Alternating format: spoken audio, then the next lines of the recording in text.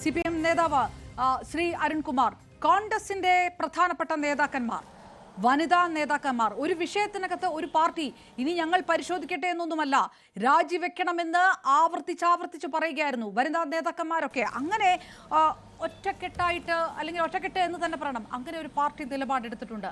കോൺഗ്രസ് ഒരു ഭാഗത്തും രാജി എന്നുള്ളൊരു കാര്യം പോലും പറയാതെ വിശദീകരണവും ന്യായീകരണവും മാത്രം നടത്തുന്ന രാഹുൽ മാങ്കൂട്ടത്തിൽ മറ്റൊരു ഭാഗത്തും.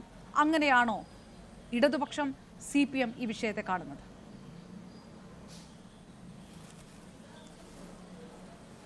അല്ല, ഇപ്പോൾ ഓരോ ദിവസവും പുറത്തു വന്നുകൊണ്ടിരിക്കുന്ന വളരെ കൃത്യമായിട്ടുള്ള തെളിവുകളുണ്ട്. ഇത് ആരോപണം എന്ന രൂപത്തിലല്ലല്ലോ. ഇപ്പോൾ ഓരോ ദിവസവും പുറത്തു വരുന്ന വീഡിയോ സന്ദേശവും ഓഡിയോ സന്ദേശവും എല്ലാം, പ്രത്യേകിച്ച് ഇതിലെ വിക്റ്റിമായിട്ടുള്ള പെൺകുട്ടികളുടെ സൗണ്ടും അതുപോലെ നിർബന്ധ ഗർഭചിത്രവുമായി ബന്ധപ്പെട്ടുകൊണ്ട് വരുന്ന സമ്മർദ്ദം അല്ലെങ്കിൽ അതിനുള്ള ഗൂഢാലോചന, പ്രേരണ എല്ലാം അതിൽ വരികയാണ്.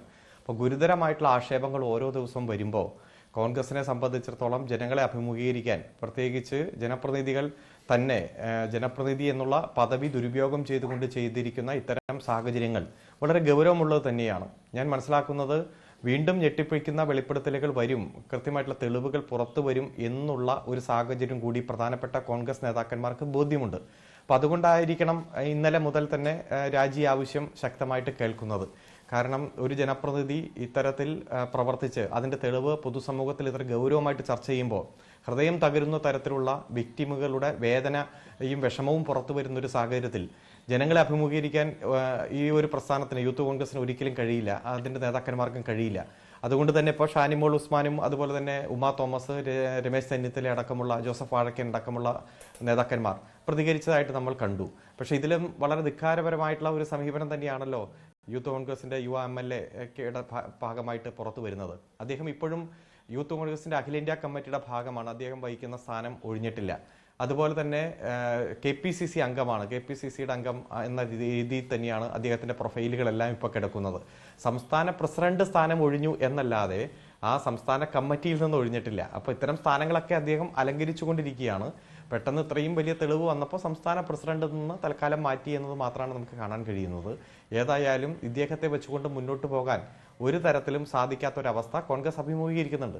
ഇപ്പോൾ തന്നെ ചൂരൽമല മുണ്ടക്കൈയുടെ പേരിൽ പിരിച്ച കോടിക്കണക്കിന് രൂപയുണ്ട്. 140 മണ്ഡല കമ്മിറ്റിയും പൈസ പിരിച്ചു.